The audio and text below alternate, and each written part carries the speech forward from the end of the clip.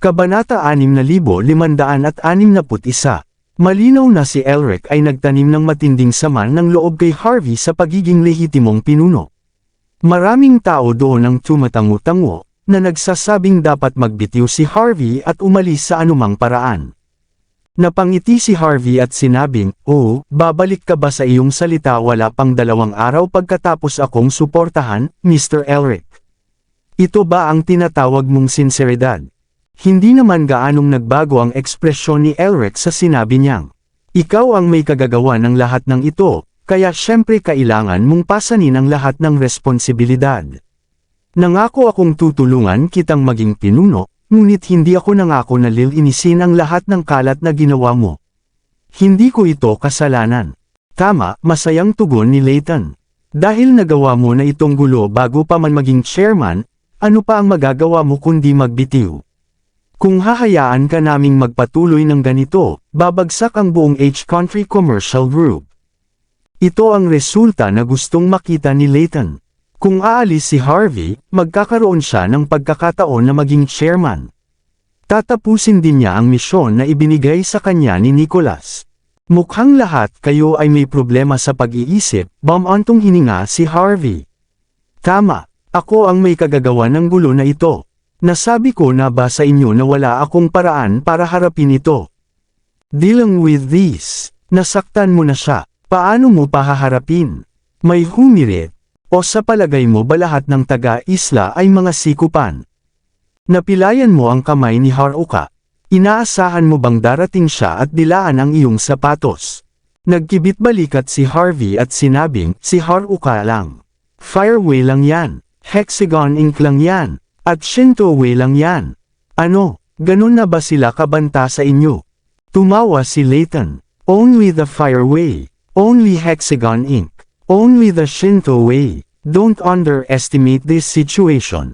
You have crossed the Fireway, which means you have offended the entire island noble community. You have offended Hexagon Inc., which means you have offended all the island nation conglomerates. When you offend the Shinto Way, you have offended the entire martial art island community. Ang ginagawa mo ay katumbas ng pananakit sa buong island nation. Paano ka pa naging mayabang? Maging si Elric ay napailing na lamang at napabuntong hininga. Siyempre, alam niyang si Harvey ay isang kinatawan ng Martial Arts Alliance ng bansa H, ngunit paano iyon makakatulong? Sinaktan ni Harvey ang mga taga-isla sa politika, negosyo at martial arts. Maibabalik pa ba niya ang mga bagay pagkatapos nito? Hindi pagmamalabas na ilarawan si Harvey bilang isang pampublikong kaaway ng island nation. Hindi mo alam kung anong uri ng pagkakamali ang nagawa mo, at matigas ka pa rin sa oras na tulad nito, ninisiya ni Layton si Harvey. Dahil ba may death wish ka? O naglalaro ka lang ng apoy? Hindi pinansin ni Harvey si Layton na abala sa kausap at tumingin sa relo niya. It's almost time. Maybe it's almost time for him to give up. Just stand there and watch. Galit na galit si Layton kaya hindi niya napigilan ang pagsigaw. Sigurado siyang ngayon lang niya nakilala ang pinakatangang tao sa mundo. Baliw ka ba, Harvey? Pupunta ba dito si Haruka para umamin ng pagkatalo? Bakit hindi mo pag-isipang muli kung sino ang dapat sumuko? Biglang bumukas ang pinto ng meeting room. Kinakabahang nagsalita ang receptionist, may problema tayo. Nandito na ang mga taga-isla. Tahimik lang ang namayani sa kwarto. Ano nandito ang mga taga-isla? Pumunta ba dito si Haruka para manggulo? Damn it! Don't tell me that the islanders are here to announce the downfall of a commercial group. Nako, hindi. Nako, hindi. Hindi lang si Harvey ang mamamatay sa pagkakataong ito, lahat tayo ay magiging kasangkot dito. Pagkatapos ng ilang sandali ng katahimikan, hindi na napigilan ng lahat ng mga nakatataas sa commercial group ang kanilang sarili. Nanginginig silang lahat at namutla ang mukha, na parang namatayan lang ng mahal nila. Malinaw na naniniwala silang hindi sila patatawarin ng mga taga-isla sa pagkakataong ito. Maging ang ekspresyon ni Elric ay naging madilim. Napakahirap na lutasin ang isyong ito kapag naimbitahan na nila ang galit ng mga taga-isla. Miss ito, Mr. Miyamoto, This way, please. Habang si Elric at ang iba ay nakatayo sa magkabilang gilid, nakita na nila ang isang grupo ng mga taga-isla na naglalakad ng buong pagmamalaki. Nangunguna sa kanila si Haruka, na may benda ang mga kamay. Naglakad si Haruka na nakataas ang ulo, na para bang maghihiganti siya ngayon. Sa tabi niya ay isang lalaking taga-isla na nakasuot ng balabal, na naglalakad na nakapikit. Nakasuot siya ng puting damit, at para siyang taga-ibang mundo. Harvey instinctively looked at him, thinking na medyo pamilyar ang lalaki. Sa sandaling iyon, naalala niya kung sino siya. Nakilala siya ni Harvey sa Flutewell. Siya ang kinatawa ng Island Nation, si Haru Miyamoto. Malamang na siya ang taga-suporta ni Haruka, at malamang na marami siyang ipinakita sa pamamagitan ng paggamit sa kanya. Bagaman, namamaga ang kanyang mukha pagkatapos niyang sampalan siya ng oras na iyon. So, he dared to come to her today. Mr. Miyamoto, Miss Ito, ikalulugod namin na nandito kayong dalawa ngayon.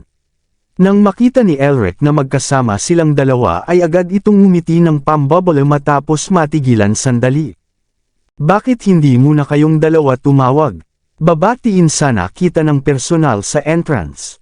Lumapit si Layton at ang iba pa na may ngiti sa kanilang mga labi. Medyo nagulat din si Journey at nilapitan si Harvey, ito ang kinatawa ng Island Nation Martial Alliance, si Haru Miyamoto. Nabalitaan ko na galing din siya sa sekta ng Shinto, pero mukhang hindi masyadong maganda ang relasyon niya sa mga inapo ni Shingen. Ang dahilan kung bakit siya nasa Country H sa pagkakataong ito ay narito. Ngunit hindi ko inaasahan na narito siya para tulungan si Haruka. Hindi magandang relasyon. Nakangiting tanong ni Harvey, at may posibilidad na sumagi sa kanya. Gayunpaman, hindi siya nagmamadaling ipakita ang kanyang saloobin. Sa halip, nakangiti lang siyang tumingin sa eksena. Masyado kang mabait, Mr. Elric, dahan daw ang sagot ni Haruka, na may bakas ng kalupitan sa kanyang mga mata. Ang isang maliit na tao na tulad ko ay hindi maglalakas loob na bisitahin ang malaking H-Country Commercial Group nang walang tamang dahilan dahil ang magiging chairman ay napakaamo. Natatakot akong sirain niya ako kung ako ay pabaya. Nagbibiro ka siguro, Miss Haruka, sabi ni Elric, pilit na ngumiti. Ang inyong kumpanya ang pinakamalaking shareholder sa commercial group. Ikaw ang aming pinakapinarangalan na panauhin. Ang mga may laban sa iyo dito ay laban sa buong commercial group. Tapos, tumingin si Elric kay Harvey. Ang kanyang tingin lamang ang nagpapaliwanag ng lahat. Ipinahiwatig ni Elric na ang umatake kay Haruka ay si Harvey lamang, hindi ang buong Country H commercial group. Ibinaba na niya ng husto ang kanyang ulo. Hindi na magdudulot ng gulo ngayon si Haruka, tama ba? Kung ang lahat ay kasing talino mo, Mr. Elric. Sa kasamaang palad, may mga tao na hindi lamang marunong makipag-usap, ngunit hindi rin nila naiintindihan kung gaano kaikli ang kanilang buhay. Sabi ni Haruka na may malamig na ngiti. Kaya't natatakot ako na kailangan mong ibigay ang iyong suporta mamaya, Mr. Elric. Haha, I'm glad I could help you, Miss Haruka, masiglang sagot ni Elric. Just give me the word. It doesn't matter if you have the ability or not. I will do my best if it's for you. Kahit sino ang nakasakit sa iyo, Miss Haruka, sinaktan din nila ako. Humakbang pasulong si Layton habang tumatawa. Ang aming pinuno ay napaka-walang pag-iimbot. Lahat ay huhusgahan ng patas, maging sino man sila. Hinding-hindi niya babaloktutan ang batas para sa kanyang sariling kapakanan. Ngayon, kung mayroon kang anumang mga kahilingan, sabihin mo lang. Kukumpletuhin namin ang mga ito para sa iyo. Pinikit ni Layton ang kanyang mga mata habang nakatitig kay Harvey, at malinaw ang panghahamak sa kanila. Nandito na si Haruka, at wala nang ibang paraan para matapos ito. Ang lalaking hinahanap ko ay may kakayahang pisikal at malakas. Natatakot ako na hindi mo siya mahuhusgahan ng patas. Kaya naman sinisikap kong anyayahan ang self-defense representative ng Island Nation, si Mr. Haru Miyamoto, na tulungan ako. Back in the Island Nation, kilala siyang kapantay ni Lord Shingen Tokugawa ng Shinto Way. Tutulungan niya ako dito, masayang sabi ni Haruka. Pagkatapos, tinuro niya si Harvey bago umatras, "Please, Mr. Miyamoto." Tumango si Haro at humakbang pasulong habang nasa likod ang mga kamay. Sa sandaling iyon, marahas siyang sumigaw, "Tulala ka! How dare you do this to Haruka? You!" Iminulat ni Miyamoto ang kanyang mga mata nang sabihin niya ang huling salita, at itinuro niya ang lahat ng kanyang aura kay Harvey. Gayunpaman, nang imulat niya ang kanyang mga mata at makita si Harvey, bigla siyang kinilig. "Ikaw?" Tapos, tanong ni Harvey na may kalmadong ekspresyon sa mukha. "Ikaw? Ikaw?" Natigilan ang ekspresyon ni Haro. Bakas lang sa mga mata niya ang hindi makapaniwala. Ang alam lang niya ngayon ay pupunta siya at tulungan si Haruka sa pamamagitan ng pagpapadala ng isang mandirigma na may kakayahan at matapang na lumaban sa Shinto Way. Kahit na alam niyang medyo malakas ang taong ito, bilang isang kinatawa ng Martial Arts Alliance, tiwala siyang kaya niyang durugan ng sinuman. Gayunpaman, hindi niya inaasahan na ang taong iyon ay si Harvey. Si Harvey ay isang kinatawa ng H-Country Martial Arts Alliance. Nang makita ni Harvey na natahimik si Haro at hindi na natapos ang sasabihin, lumapit siya at tinapik ang pisngi ni Haro. "Sinusubukan mo bang sabihin na nagulat ka?" Agad namang tumango si Haro. Natigilan si Elric at ang iba pa nang makita ang nangyari. Bakas lang sa mga mukha nila ang gulat at hindi makapaniwala. Kahit na alam nilang si Harvey ay isang kinatawa ng Martial Arts Alliance ng bansa H, hindi nila alam na napakalakas niya na kaya niyang mapayutol si Haro, lumakad pa at tinapik ang pisngi nito. Lahat ng sinasabi ninyong mga taga-isla ay pare-pareho lang, napabuntong hininga si Harvey. Ang kanyang ekspresyon ay naging mabagsik pagkatapos ng ilang sandali, at hindi niya pinansin si Haruka, na ang ekspresyon ay naging gulat din. Malamig na sabi ni Harvey, "Lumuhod."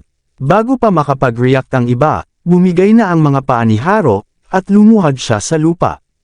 Natatakot lang siya kay Harvey, na nagawang sirain ang iba pang 4 na martial arts alliances at gawing isa ang martial arts alliance ng bansa H sa 5 magagaling na direktor ng martial arts alliance. Nang makita ng iba na ang isang salita mula kay Harvey ay sapat na upang mapaluhod si Haro, ang iba ay nakabuka na lamang ang kanilang mga bibig. Namutla ang kulay ng mukha ni Layton at ng iba dahil hindi sila sigurado kung anong uri ng ekspresyon ang dapat nilang ipakita sa sandaling iyon. Bumibilis ang tibok ng puso ni Elric. Naniniwala siya na mali niyang hinuhusgahan ang pagkakakilanlan at lakas ni Harvey sa loob ng Martial Alliance. Habang nagulat din si Journey, hindi naman siya masyadong nabigla. Iyon ay dahil si Harvey ay nagbigay sa kanya ng masyadong maraming mga sorpresa. Si Haruka lang ang kumilos pagkatapos niyang dumating. Tumakbo siya at inalog-alog ang katawan ni Haro, at sinabing, "Haro, ikaw ang kaluwalhatian ng Island Nation, ang kinatawan ng Island Nation Martial Arts Alliance. Isa ka rin sa pinakamahusay sa Shinto Way. Kaunti lang ang makakapagkumpara sa iyo sa nakababatang henerasyon ng Island Nation. Bakit ka lumuluhod sa harap niya? Nasaan ang kabayanihan mo? Nasaan ang espiritu mo? Tumayo ka." Habang humihiyaw si Haruka, ang tanging nagawa ni Haro ay ibaba ang kanyang ulo, na may hindi maipaliwanag na ekspresyon sa kanyang mukha. Hindi pinansin ni Harvey si Haruka, na malapit ng masira, at sinabing, "Sampalan mo siya."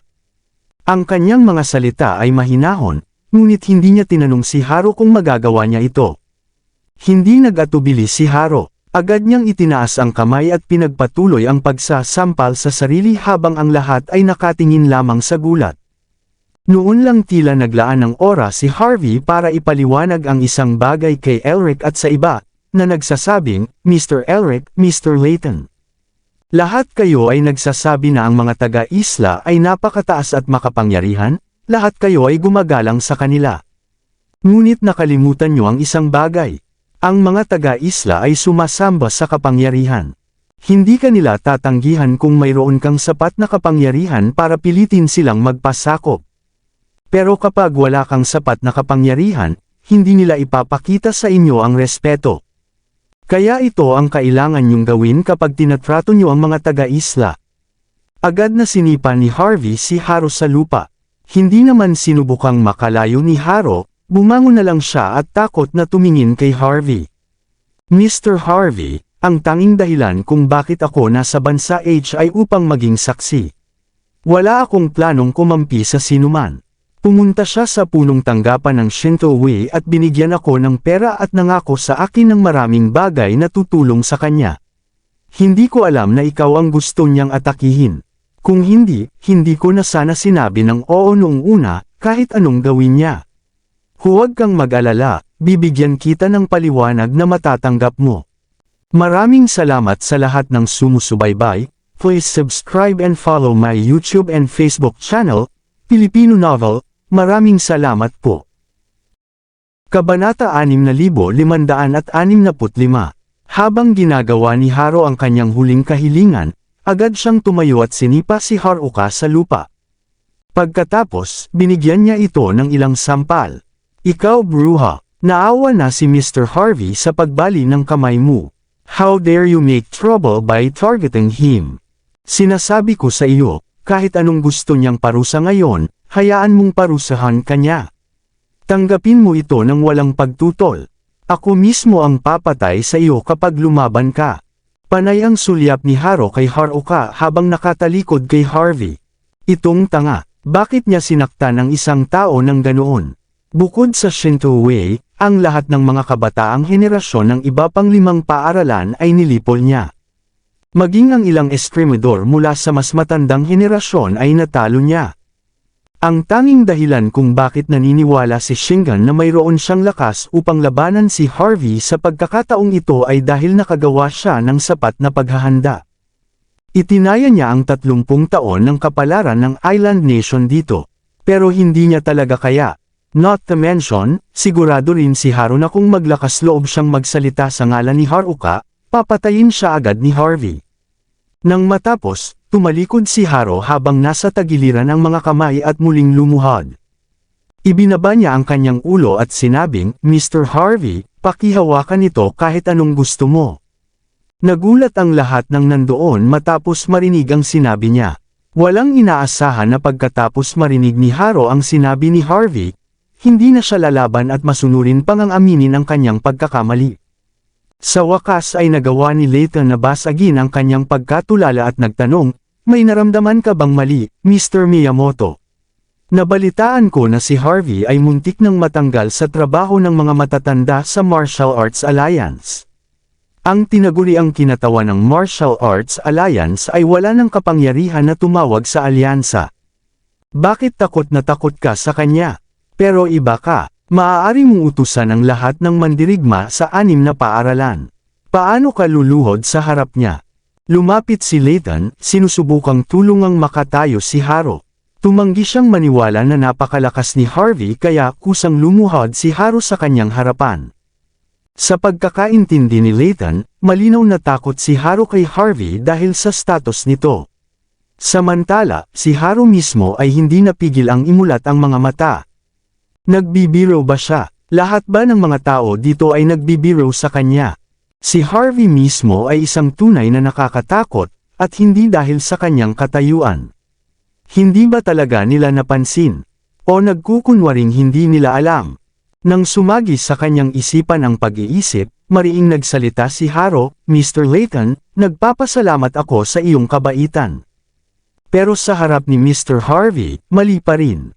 Hindi lang kailangan kong aminin ang mga pagkakamali natin, kundi kailangan ko ring tanggapin ang parusa. Please don't stop me. Ang sinumang sumusubok na pigilan ako ay nagiging kaaway ko. Malinaw ang gustong iparating ni Haro. Sinabi niya na walang awtoridad si Layton na gawin iyon.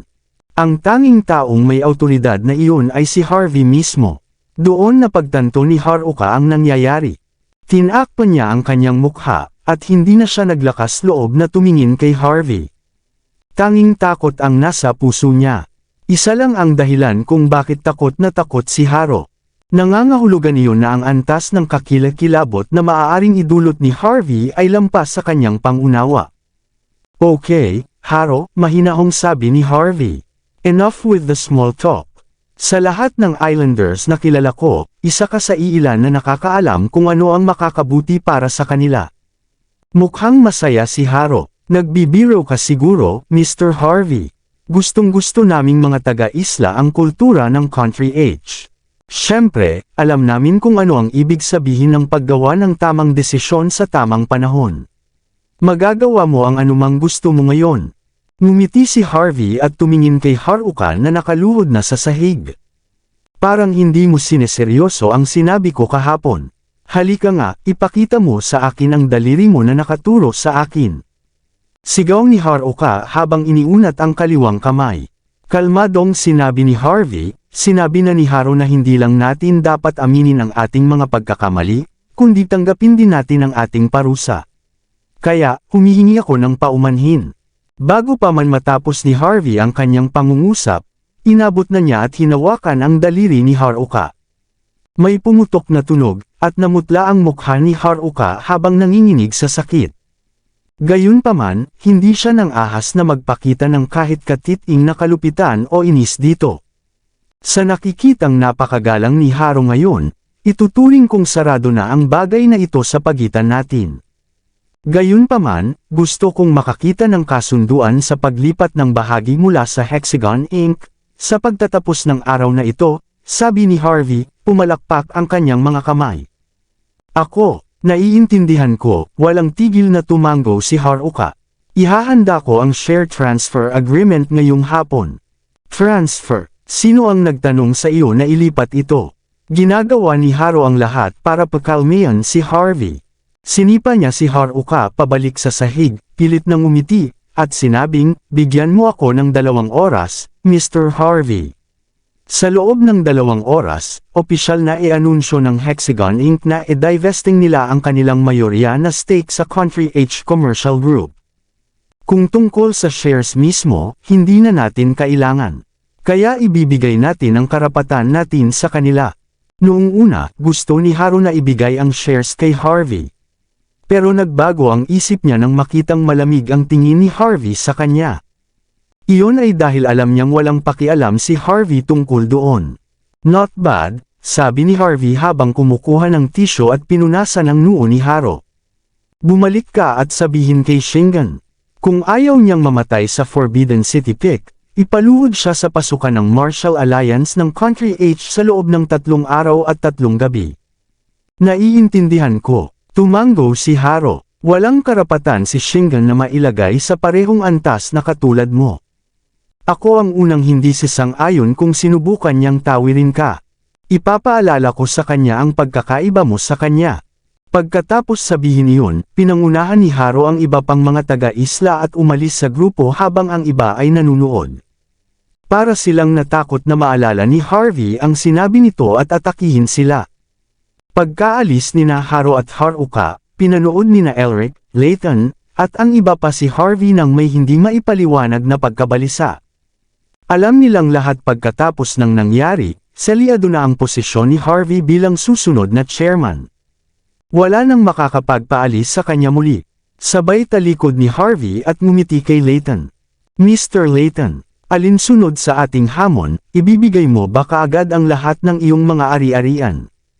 O gusto mo akong labanan muna? Kung ako ang tatanungin mo, mas gugustuhin kong lumaban ka hanggang sa huli dahil mas magiging interesante ang mga bagay-bagay. Mr. Layton, dahil nakipagkasundo ka kay Harvey, dapat mong ipagpatuloy ang iyong bahagi ng bargain. Hindi na niya kailangang gawin ito ng personal.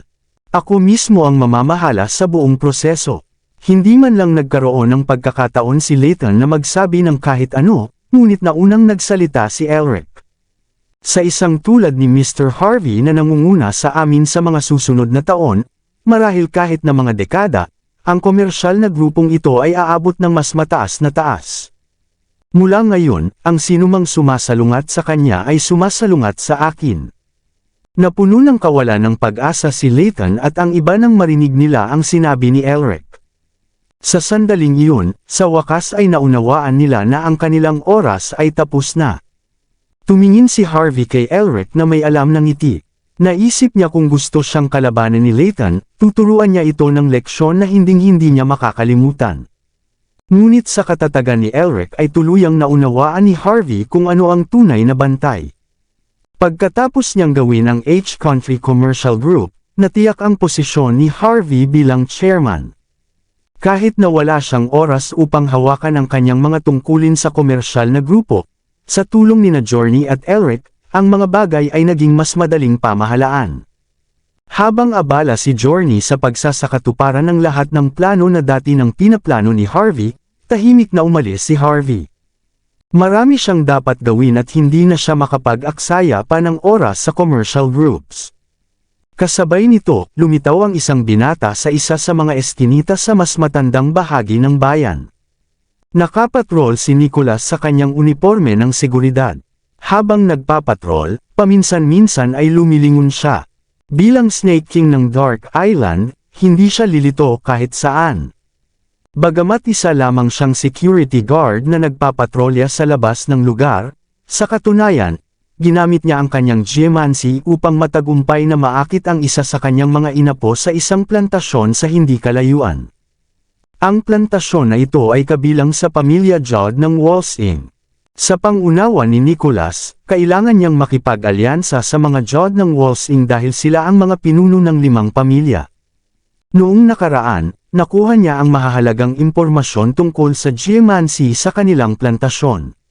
Dahil dito, naging manhid ang matandang matriarch ng pamilya sa kalahati ng kanyang katawan. Bilang hari ng ahas, si Nicholas ay hindi lamang sanay sa pakikipaglaban, kundi sanay din siya sa medisina, mistisismo, sugal, at iba pang kasanayan. Naniniwala siya na madali niya itong malulutas kapag nakapasok na siya.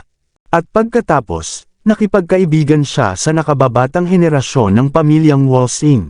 Pagkatapos ay kukunin niya ang isa sa kanilang 3 anak na babae. Pagkatapos nito, magkakaroon siya ng karapatang makialam sa mga gawain ng pamilya Judd. Papasok pa lang si Nicholas sa estate, biglang nag-vibrate ang phone niya. Hello, anong meron? Sinulyapan ni Nicholas ang numero sa screen at kinuha iyon. I'm sorry, sir, binigo kita. Hindi lang siya nabigo na mailabas si Harvey sa commercial group, pero nabali rin ang kabilang braso niya. Nawala ko rin lahat ng asset ko sa challenge na ito. Kailangan mo akong tulungan, sir. Ano? Natigilan si Nicholas, at nagalit siya. Hindi lang pwedeng hindi ka pumalit sa commercial group, hinayaan mo pa ang babaeng gusto ko na mas masaktan pa. At nawalan ka pa ng lahat ng asset mo. How pathetic. Napaka-disappoint ka. I don't mind losing $1 billion, but how could you give it to Harvey like that? How badly do you want to die? Matapos magalit kay Layton, tumingin si Nicholas sa pasukan sa tirahan ni Judd ng Walsing na may mas madidilim na mga mata. Pagbalik niya mula sa Dark Island sa pagkakataong ito, limitado lang ang mga mapagkukunan niya. Ang pagnanakaw ng ilang mapagkukunan mula sa malalaking pamilyang ito ay isa sa mga pangunahing plano niya sa pagbabalik. Dahil nabigo ang planong kunin ang H-Country Commercial Group, hindi niya kayang mabigo pagdating sa pagkuha sa Judds ng Walsing. Habang pumapasok sa isip niya ang pag-iisip, nag-isip si Nicholas at nagpadala ng text message. Kinabukasan, ang mga Judd ng pamilyang Walsing. Noong nakaraang gabi, muling nagkasakit ang ina ni Veer. Hindi nila ito nalampasan kahit buong magdamag nilang inimbitahan ang lahat ng pinakamahusay na doktor. Kagabi, sinabi ng isa sa mga doktor na may kadalubhasaan sa mistisismo at geomancy na ang dahilan kung bakit nagkasakit muli ang ina ni Veer ay maaaring may kinalaman sa geomancy. Kaya naman personal na tinawagan ni Veer si Harvey sa umaga. Gayunpaman, nang makitang patuloy na nagkakasakit ang ina ni Veer matapos kumilos ng 2 beses si Harvey, nagsimula ring tanungin si Veer ng top brass ng pamilya. Sa madaling salita, bilang karagdagan sa pag-imbita kay Harvey na makita ito, ang Judds ng Walsing ay nagpadala din ng mga imbitasyon sa mga geomancer sa buong bansa. Walang reklamo si Harvey tungkol dito. Gayunpaman, naging curious siya dahil nalutas na niya ang problemang ito noon. Bakit kailangan niyang magkasakit ulit? Pagdating ni Harvey sa labas ng entrance ng kanyang tirahan ay hinihintay na siya ni Marley. Nang makita niyang papalapit si Harvey ay magalang siyang binati at inakay si Harvey papasok sa side hall ng kanyang tirahan. Pagdating nila sa side hall, nakita nila ang maraming geomancy expert na nag-uusap habang umiinom ng kape at tsaa. Ngunit masasabi niyang medyo matagal na silang naglalakbay mula sa kanilang mga damit. Halatang galing silang lahat sa labas ng bayan at wala pang oras na magpalit ng damit. Ang ilan sa kanila ay nakarobe, habang ang iba naman ay nakakasual na damit, at parang nasa cosplay convention siya. Nang makita ito ni Marley, awkwardly siyang bamulong. Originally, gusto muna namin ni tatay na imbitahan ka. Pero dahil sa nangyari kay Eridan at ito na ang pangatlong beses na nagkasakit si Lola dahil sa geomancy, naniniwala ang mga nakatataas sa pamilya na mas marami tayong dapat imbitahan. Siyempre, hindi dahil hindi kanila iginagalang, ngunit para sa mga kadahilanang pangkaligtasan. Tapos, gustong ihatid ni Marley si Harvey sa gitnang upuan, pero ngumiti lang si Harvey at sinabing, okay lang. Sa gilid lang ako manunood. Umupo silang dalawa sa sulok. Hindi nagtagal, lumitaw si Veer kasama ang 12-dosenang mga bodyguard. Dahil nakabalik na si Reginald sa Mount Cygnus, si Veer ay muling may buong kapangyarihan sa mga usapin ng pamilya. Tumango si Veer kay Harvey na malayo pa bago sinabing, sige. Hindi na ako mag-aaksaya ng oras. 2 beses nang nagkasakit ang nanay ko sa geomancy kamakailan. Pero nagkasakit ulit siya mga 2 araw na ang nakakaraan. Ang sabi ng doktor ay malamang dahil sa geomancy na naman. Kaya nga, pagkatapos makipagpulong sa lahat ng mga pinuno ng pamilya, nagpasya kaming imbitahan ang lahat ng mga eksperto sa buong bansa. Umaasa kami na may makakahanap ng ugat at tuluyang maalis ito. Tumatanda na ang nanay ko at hindi na siya mabubuhay kung paulit-ulit siyang magkakasakit. Nangako ang pamilya Judd ng Walsing na sinuman ang makakalutas sa problemang ito, bibigyan ko siya ng reward na 20% ng kabuuang shares na pagmamayari ko. Siyempre, hindi siya nag-aalok ng malaking gantimpala gaya ng iniaalok nila kay Harvey noong nakaraan, ngunit ito ay medyo malaki pa rin. Matapos marinig ang sinabi ni Veer ay mas naging awkward ang paraan ng pagtingin ni Marley kay Harvey. Kahit na ito ay isang desisyon na ginawa ng mga nakatataas, malinaw na hindi sila masyadong nagtitiwala kay Harvey kahit na siya ay itinalaga bilang kanilang geomancy advisor. Ngunit ito ay isang normal na bagay. Ilang araw pa lang nawala si Harvey ay may nangyari na naman sa kanyang lola. Hindi niya masisisi ang mga ito sa pag-iisip na hindi eksperto si Harvey. Hindi na ito pinansin ni Harvey at umiling lang kay Marley, senyales dito na okay lang. Saka lang niya pinikit ang mga mata at tumingin sa harapan. Nang marinig ng lahat na si Veer ay handang magbigay ng 20% ng kanyang kabuuang bahagi bilang pasasalamat, sila ay natuwa. Dahil pagkatapos nilang makuha ang 20% stake na ito, gaano man kahirap ang kanilang buhay sa hinaharap, isang bagay na hinding-hindi magbabago ay ang katotohanan na sila ay mga shareholder ng kumpanya ng pamilya Judd. Maaari silang kumita ng malaking kita nang walang ginagawa bawat taon sa pamamagitan lamang ng paghihintay ng mga dibidendo. Mayroon ding iba pang mga benepisyo. Halimbawa, magbabago rin ang kanilang katayuan. Sa oras na iyon, ang mga geomancer ay naging masigasig at nasa sabik. Ang ilan sa kanila ay halos hindi makalabas ng mga salita. Bagaman hindi ko alam kung sinong impostor ang tumulong sa iyo noong nakaraan, ngunit kasama ako dito, tiyak na malulutas ko ang lahat ng nagdala ng lahat ng mga sakit na ito sa pamilya Judd. Binuksan ko ang aking third eye at pinagmasdan ang paligid, Mr. Veer. Ito ay walang major, isang maliit na bulsa lamang ng masamang enerhiya. Hayaan mo akong gawin ito at ginagarantiya ko na sa susunod na dekada.